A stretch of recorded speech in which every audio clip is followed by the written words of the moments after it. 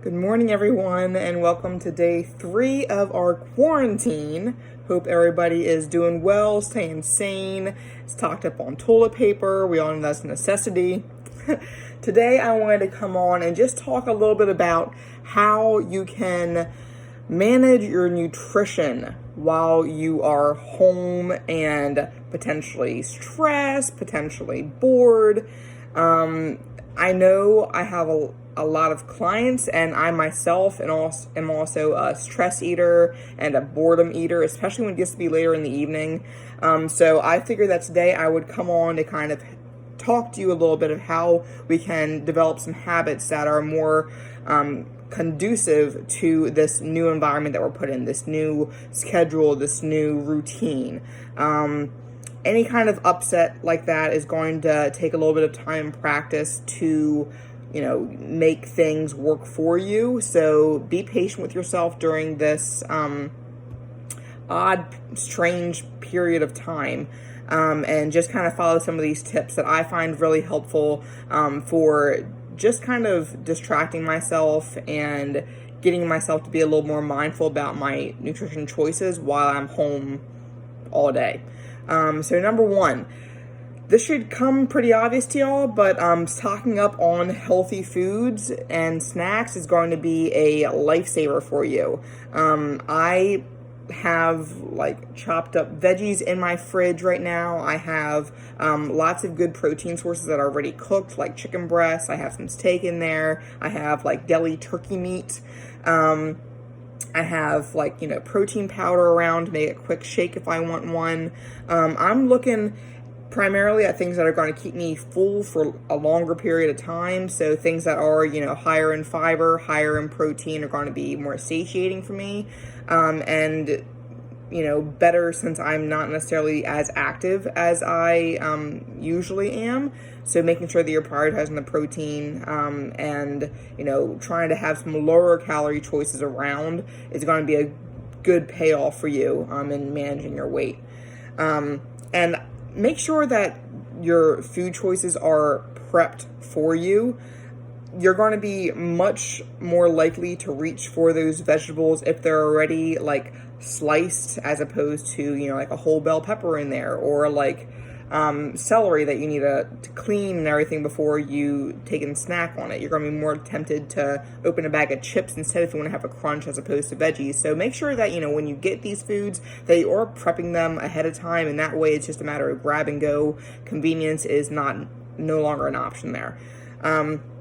Number 2, finding patterns in your cravings. This is a big one. I find that a lot of times when I'm stressed, I generally reach for crunchy foods. Maybe if you're lonely, you'll reach for more sweet things. Or if you're bored, you'll reach for more chewy things. Or I don't know what your vice is per se, but I find, normally a particular craving or a particular mood is associated with a certain craving. So being able to identify what emotion am I feeling when I'm reaching for a food, if you know that you're not going out of just hunger, which is one thing entirely that we can talk about, but just notice what are you craving at that point in time, and maybe try to figure out if it's a texture thing or if it's a warmth thing, and maybe have some good substitutions in place for those. So for instance, I like having hot tea around if I know that I am not necessarily physically hungry, but I just want to have something warm or something in my mouth. Having hot tea, having coffee around is a really good option for that too.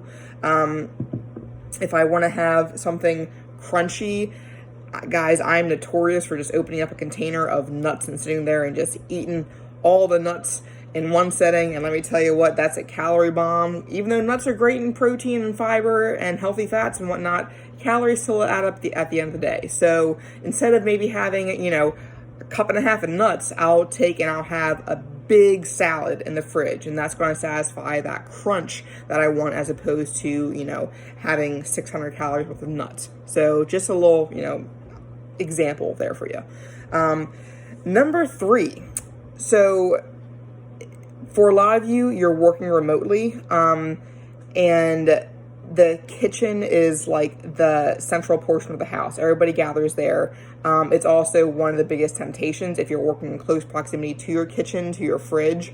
So having a space that's just for you to do your work is going to make a massive difference in your distractions and your temptations for nibbling and reaching into the fridge and just seeing what's there. And if you're around it, if it's out on the counters, if you're looking at it all day, then you're going to want it eventually. So that willpower only lasts for so long. Make it easier on yourself. Set up a little relaxing nook, maybe by a window somewhere, get some sunlight in, have your hot tea, have your like meditation music playing. Make it like as chill and as focused as you can to get your work done. Maybe close yourself off in a room somewhere. If you're trying to escape from the kids a little bit, have a sign on the door being like, Mom will be out and at 2:20, or give them an arbitrary time, but kind of have some strategies like that to kind of get yourself away from the immediate temptation of food.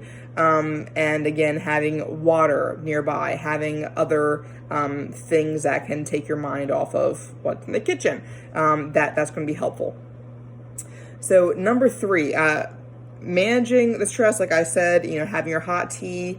What do you guys normally do when you're stressed out? What I like to do if I'm really feeling overwhelmed is just take a step outside, right? Getting some sunlight in, getting that warmth on your skin, just getting out of the environment that's causing you stress is a game changer. So instead of, going to the kitchen or like pounding your head against the wall, just step outside. Go for a quick walk around the house if you need to. Just take 10 deep breaths while you're out there. Just let things go, come back into the house, refocus. You'll be better off for it. Make some lists. Guys, lists are really productive when you are working from home because distractions are abound.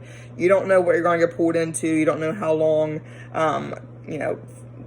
Doing the laundry is going to turn into cleaning the laundry room, going to turn into putting clothes away, going to turn into whatever.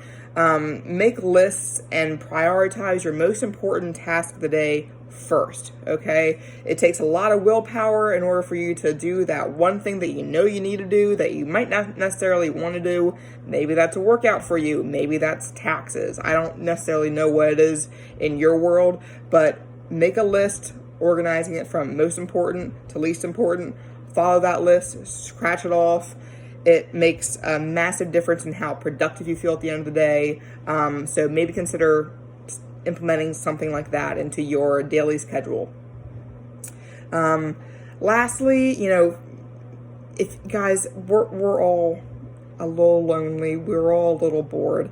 If you're like fighting a serious craving, if the distraction techniques that I've, mentioned to you just aren't working, maybe you just need to talk to somebody, call a good friend, call your gym buddy, see how they're doing, just kind of get a little bit of social interaction, take your mind off of food for a little bit. That's a good way to kind of just pass by 10 minutes, and maybe at the end of those 10 minutes, you won't necessarily be having that craving anymore.